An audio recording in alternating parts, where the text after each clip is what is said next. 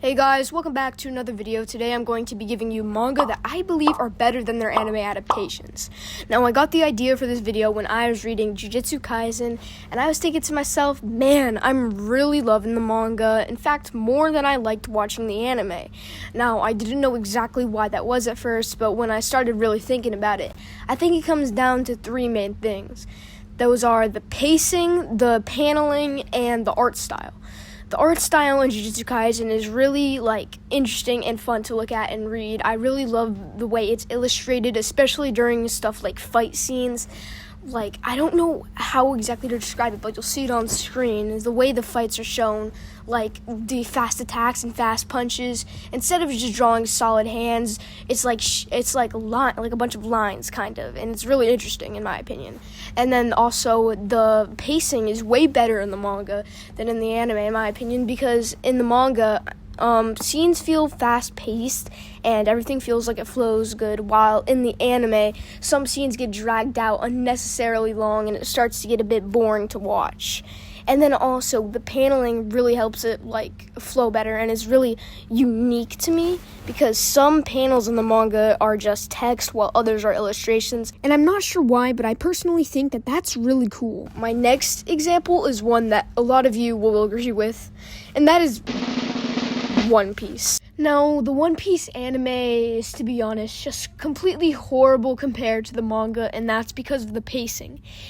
The One Piece anime adapts about 10 episodes per manga volume, which is just horrible, especially compared to other anime that adapt about 3 or 4 episodes per manga volume on average. So that's just absolutely crazy. There is about 113 manga volumes of One Piece, but the anime has about 1,160, probably more episodes. So yeah, the manga is definitely a better choice if you want an interesting story that's not ruined by horrible pacing. There is going to be a One Piece remake of the anime, thankfully. I don't know when it's going to release, but hopefully it will fix the pacing issue because it's supposed to. And maybe when the remake comes out, it will be better to just watch that. But for now, definitely just read the manga. My next example is The Promised Neverland. And even though season 1 of the anime may have been a masterpiece, even maybe better than the manga, the same cannot be said about season 2 at all. Now, the reason for that is that season 2 basically ditched everything that happens in the manga and follows its own script, which was a terrible mistake because they wrapped up the story in one season that adapted about 3 seasons worth of content. So you could tell how much stuff they would have had to remove with that. And yeah, they removed some crazy stuff. They removed whole entire characters, whole entire plot lines, whole entire arcs, and it was horrible because these arcs, characters, and plot lines were so fun to read in the manga and were amazing. Now, even though towards the end of the manga, it can be said that it did get a little bit rough because they stopped exploring some stuff that should have definitely been explored more. Things were brought up and were kind of ditched, but even then, the manga was very fun to read, and I think maybe a perfect adaptation would have fixed those mistakes, but instead they somehow made it a billion times worse, which is just horrible. They basically ruined a masterpiece, in my opinion.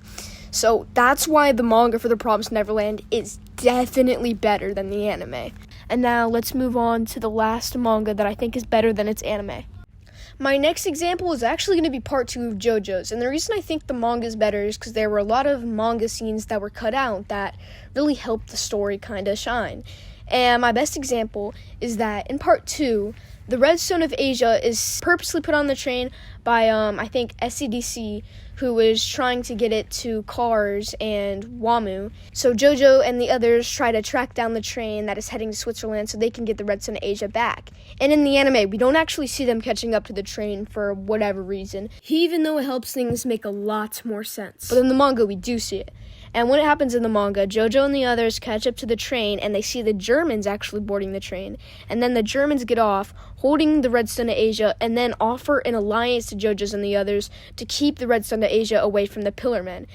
Also, in the manga, Jojo unloaded a bottle of mustard onto a German soldier spy's head while he was trying to steal the Red Stone of Asia away from Lisa Lisa. It was so funny. I don't know why it wasn't in the anime. It was just so peak.